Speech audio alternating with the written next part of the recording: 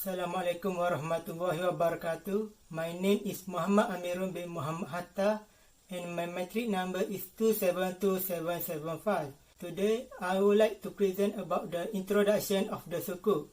First of all, we must know what is sukuk or definition of sukuk. Sukuk is a word derived from Arabic where the plural is sak.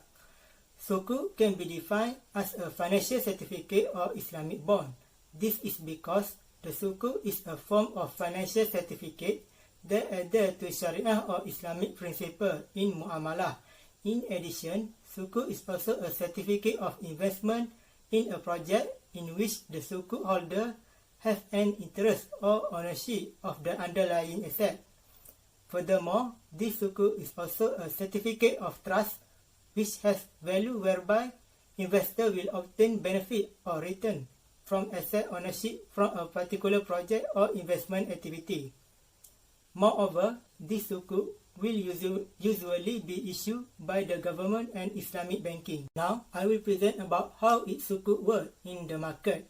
For example, a sukuk issuer will issue a sukuk to raise the fund to finance the project capital requirement, and the sukuk holder can also resell the sukuk in the secondary market or hold it until maturity. This enables the sukuk holder to have right or claim on the benefit generated in an asset at maturity at the rate of investment made by the investor. Now, I will talk about proof of sukuk is permissible in Islam. First of all, Sharia Islamic law prohibit lending with interest payment, or we can call riba, which is considered ushuri. Those bonds are forbidden in Islamic finance. In Surah Al-Baqarah, verse 275, has proof that Allah has made trading lawful and forbidden ushuri. Meanwhile, sukuk does not represent a debt obligation. Upon its issuance, the issuer sells certificate to investor. Then the issuer uses the proceeds from the certificate to purchase the asset, and investor will receive partial of ownership of the asset. The investor are also entitled to part of the profit generated by the asset. It is clear that sukuk is adhere to Sharia compliant because the sukuk not contain the element of riba like the bond.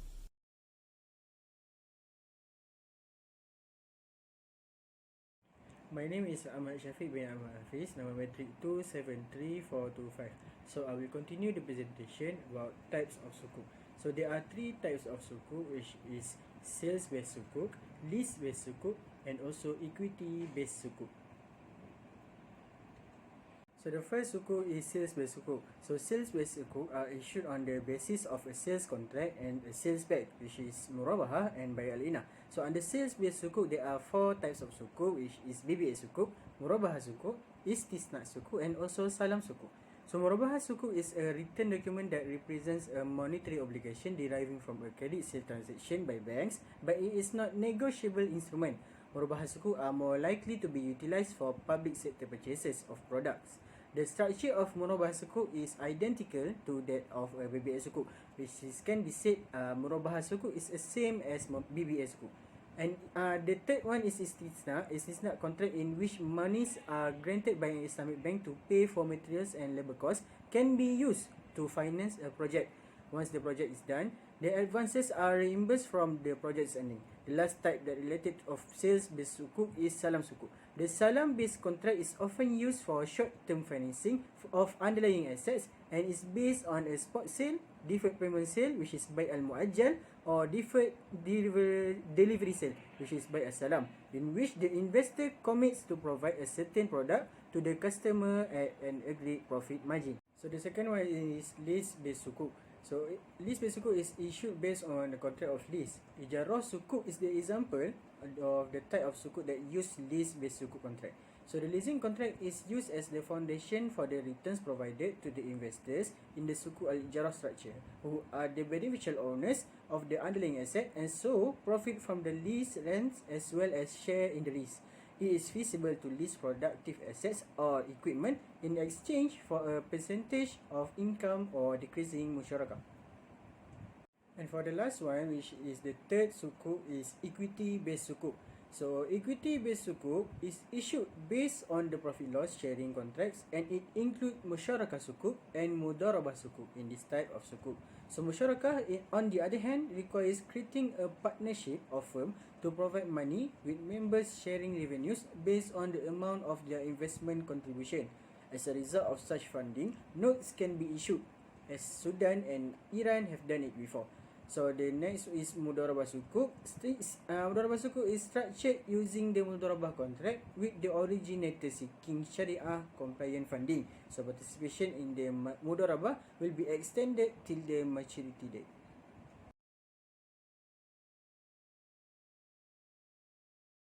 Assalamualaikum. Now I'm going to explain about differences between sukuk and bond. Alright, first is investment reward and risk.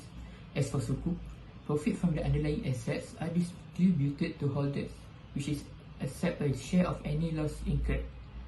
And while bondholders get monthly, which is generally fixed rate, interest payment for the life of the bond, and their principal is guaranteed to be restored when the bond matures.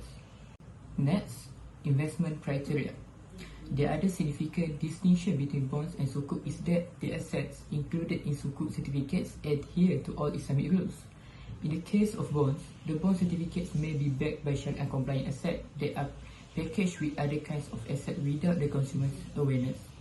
The consumer of sukuk is guaranteed that the certificate will correspond to assets in the public good and is not tied to action or items that are prohibited in Islam. As for the next difference is issue price. Sukuk, unlike bond, are priced according to the real market value of the asset that are backing the sukuk certificate, while bond pricing is based on the credit rating of the issuer.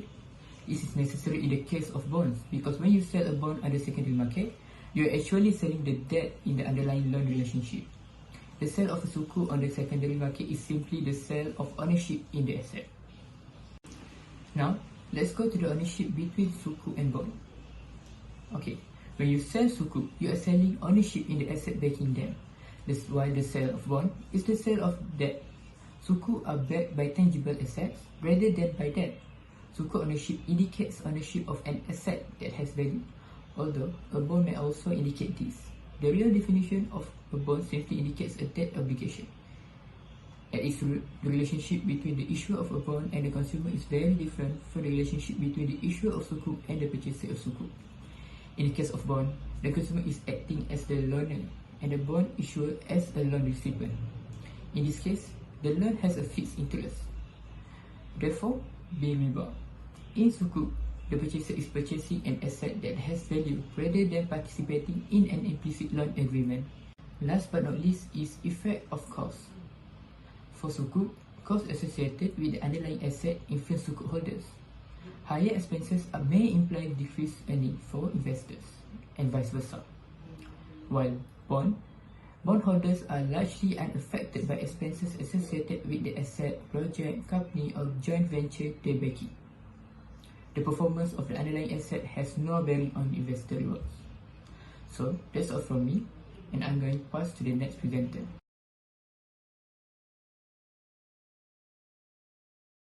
Assalamualaikum warahmatullahi wabarakatuh. My name is Muhammad Amir Muhammad Razali. I would like to continue the presentation about the advantage of sukuk. Firstly, is the advantage of sukuk is comply with Sharia rules, which is sukuk is free from the element of riba, gharar, and maisir. As you know, as Muslim, prohibition of riba, gharar, and maisir financial transaction is the fundamental of Islamic finance, which distinguish it from conventional finance. The second advantage is sukuk have a various type, because in sukuk they have mudarabah, musyarakah, ijarah, murabahah, istiqna, and salam. The next of advantage of sukuk is smart management of risk, because uncertainty is a big part of investment. Islamic security can be issued with varying degrees of risk and yield, allowing investors to choose a portfolio best suited for their risk management profiles. It is important to note that risk in sukuk is more difficult to manipulate artificially than is the case in other type of security. This is because the value and risk of sukuk is always related to the real asset, which provable tangible value rather than on artificial manipulation of debt and credit rating. The last one is sukuk are easy to liquid because investors on the secondary market that are looking for investment that can be liquidated easily will find that sukuk are ideal thanks to the secondary market for Islamic security. Investor can sell their security and obtain the cost of their certificate. I think that's all for advantage of sukuk. I will pass to the next presenter.